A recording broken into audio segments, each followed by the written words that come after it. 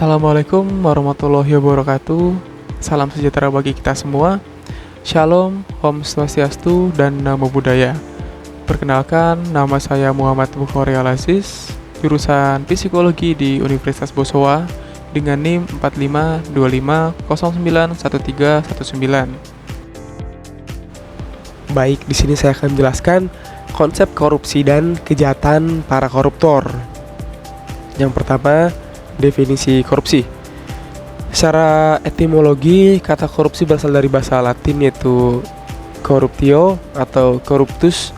Kata kerja corrupemer berarti busuk, rusak, menggoyahkan, menyogok atau memutarbalikkan. Secara umum, korupsi dapat didefinisikan sebagai tindakan yang sebagai penyalahgunaan kekuasaan atau amanah publik untuk keuntungan pribadi atau kelompok.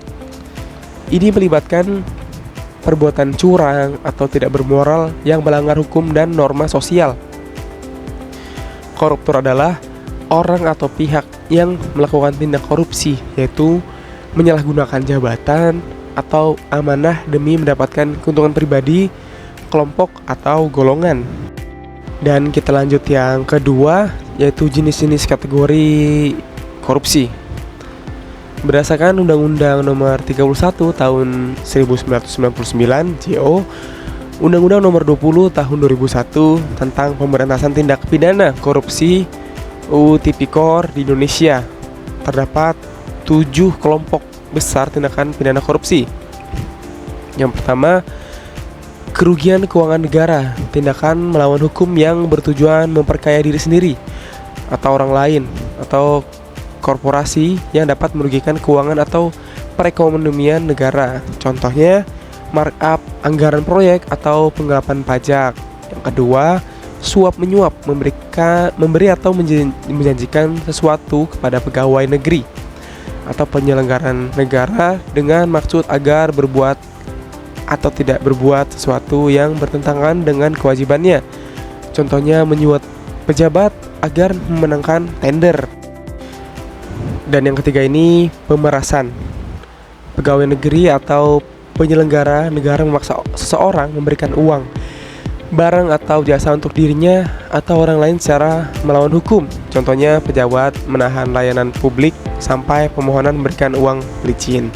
Dan yang keempat, perbuatan curang.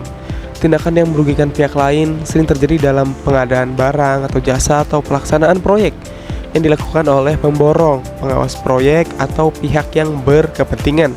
Contohnya, membuat spesifikasi teknis yang menguntungkan, penyediaan barang atau jasa tertentu, menggunakan bahan bangunan di bawah standar. Yang kelima, penggelapan dalam jabatan. Pegawai negeri atau penyelenggara negara menggelapkan uang atau surat berharga yang disimpan karena jabatannya, atau memberikan orang lain melakukan penggelapan tersebut. Contohnya, bendahara kantor menggunakan dana kas untuk kepentingan pribadi. Dan yang keenam, benturan kepentingan dalam pengadaan. Pegawai negeri atau penyelenggara negara turut serta dalam pengadaan barang jasa padahal ia ditugaskan untuk mengurus atau mengawasinya. Contoh, pejabat yang berwenang menunjukkan perusahaan milik keluarganya sendiri untuk mengerjakan proyek. Dan yang ketujuh, yang terakhir, gratifikasi. Pemberian dalam arti luas, meliputi uang, barang, diskon, komisi, pinjaman tanpa bunga, tiket perjalanan, fasilitas penginapan, perjalanan wisata, pengobatan gratis, dan fasilitas lainnya yang diterima di dalam atau luar negeri dan berhubungan dengan jabatan dan tidak dilaporkan kepada Komisi Pemberantasan Korupsi yaitu KPK dalam jangka waktu 30 hari kerja. Contohnya, pejabat menerima hadiah mahal dari rekan bisnisnya tanpa melaporkannya. Kita lanjut yang ketiga, bentuk korupsi di lingkungan kantor atau kampus.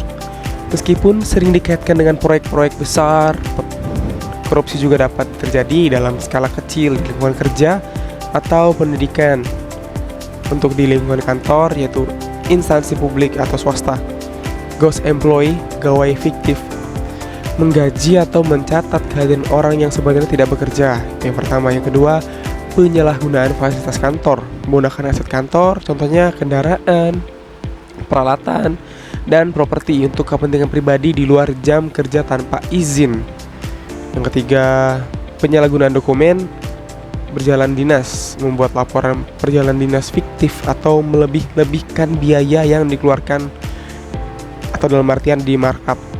Yang keempat, penerimaan komisi atau hadiah yang tidak wajar, menerima hadiah dari vendor atau klien yang dapat memengaruhi keputusan profesional dalam artian bentuk gratifikasi. Yang terakhir, kebocoran informasi rahasia atau menjual atau membocorkan data informasi rahasia perusahaan atau instansi di lingkungan kampus, di perguruan tinggi. Yang pertama, contohnya penyelewengan dana beasiswa atau bantuan pendidikan, mengalihkan dana yang seharusnya untuk mahasiswa ke kepentingan pribadi. Juga markup dana penelitian atau kegiatan mahasiswa, yaitu melebih-lebihkan biaya pengadaan barang atau penyelenggaraan acara.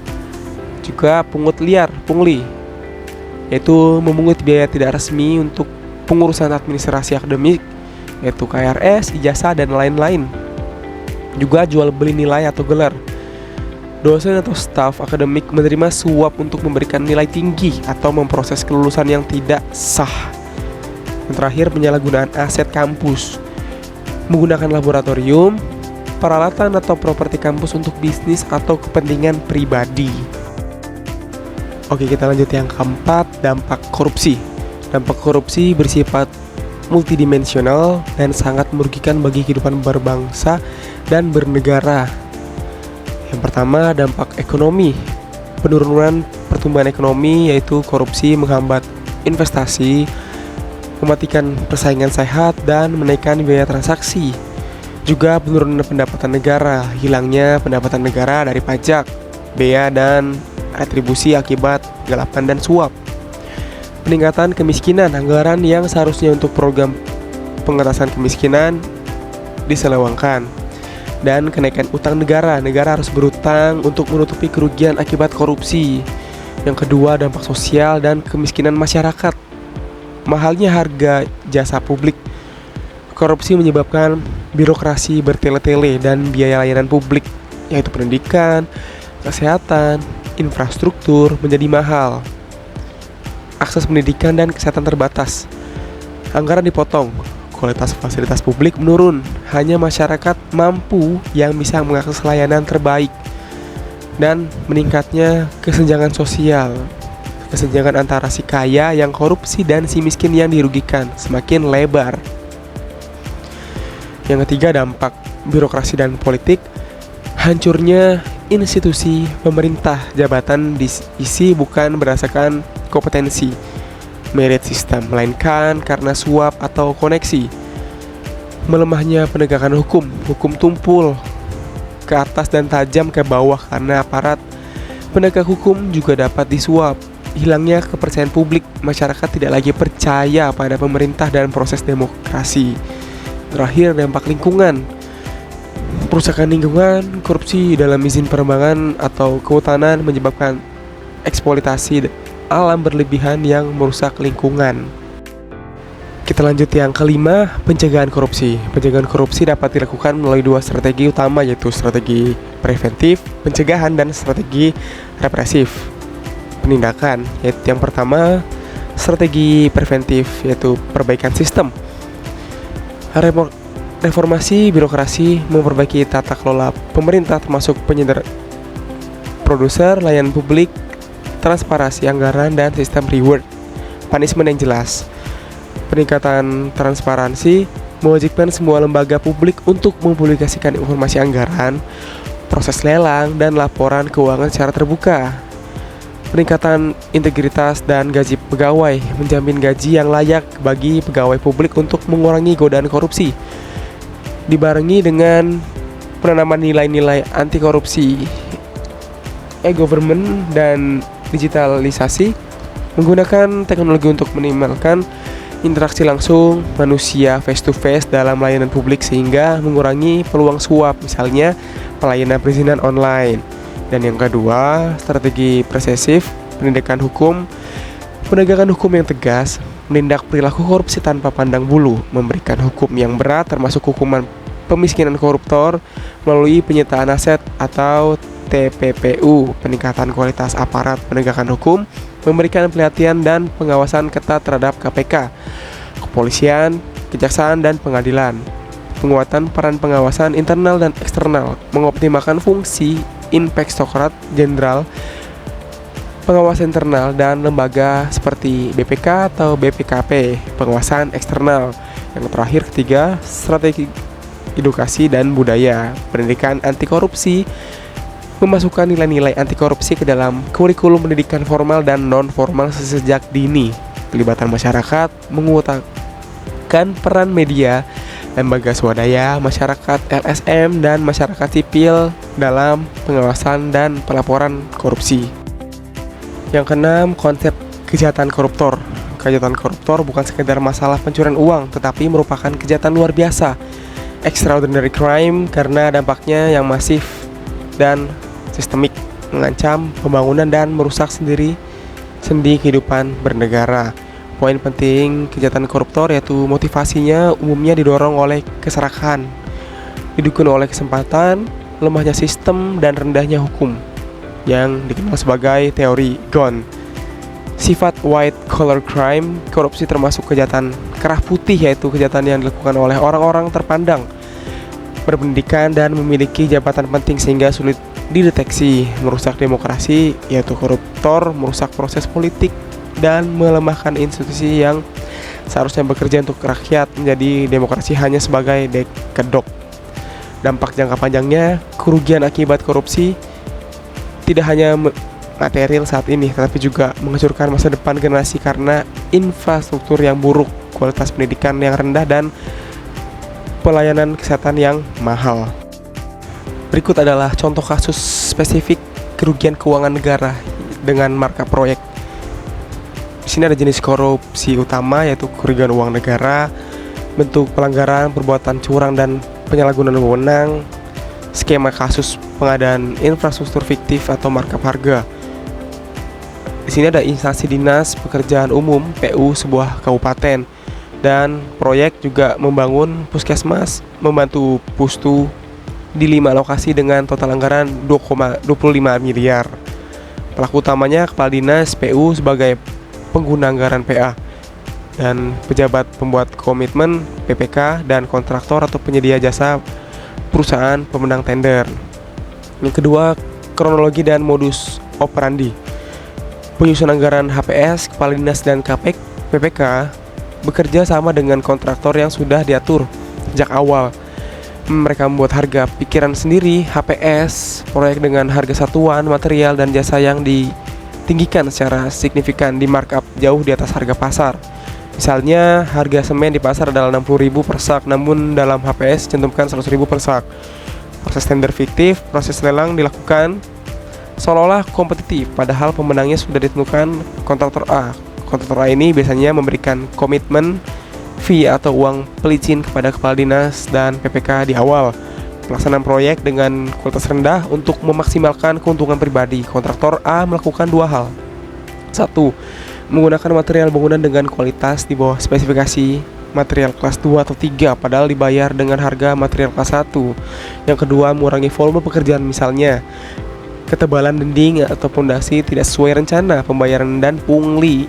Ini yang penting dan sangat hindari. Kepala dinas dan PPK menyetujui dan menandatangani laporan kemajuan pekerjaan searah terima yang fiktif 100% meskipun pekerjaan belum selesai atau kualitasnya buruk. Uang proyek dicairkan 100% setelah uang cairkan kontraktor A menyerahkan bagian keuntungan haram yaitu kickback kepada kepala dinas dan PPK. Yang ketiga, kerugian negara dan dampaknya. Nilai proyek awal 25 miliar. Perhitungan kerugian setelah diaudit oleh BPKP ditemukan bahwa harga wajar proyek seharusnya hanya 18 miliar. Kerugian uang negara 25 miliar, anggaran dicairkan minus 18 miliar, nilai proyek sebenarnya adalah 7 miliar. Dampak nyatanya untuk fisik 5 pustu yang dibangun cepat rusak, retak atau bocor, dan waktu kurang dari 1 tahun karena kualitas material yang buruk. untuk sosialnya, masyarakat di 5 lokasi tidak dapat menerima layanan kesehatan yang layak dan aman, sehingga hak dasar mereka terlanggar. Baik, ini yang terakhir saya akan jelaskan penuntutan, yaitu contoh pasal yang digunakan. Para koruptor atau kepala dinas, PPK, dan kontraktor dapat dijerat dengan Pasal 2 Ayat 1 UU Tipikor. Setiap orang yang secara melawan hukum melakukan perbuatan memperkaya diri atau orang lain atau suatu korporasi yang dapat merugikan keuangan negara atau perekonomian negara dengan ancaman pidana penjara minimal 4 tahun.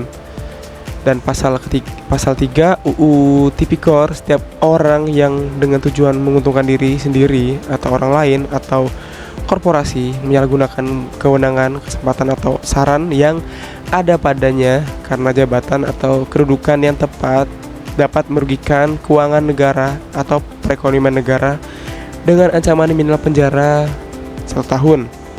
Kasus ini adalah gambaran jelas bagaimana penyalahgunaan jabatan dan perbuatan curang secara struktur dapat mengakibatkan kerugian negara dan mengorbankan kepentingan publik. Oke guys, segitu dulu untuk video kali ini. Semoga kalian suka dan video yang bermanfaat. Kalau kalian suka, jangan lupa tekan tombol like, share, dan subscribe. Kira-kira jika ada salah kata atau ucapan mohon dimaafkan. Wabillahi taufiq wal hidayah. Wassalamualaikum warahmatullahi wabarakatuh. Sampai jumpa.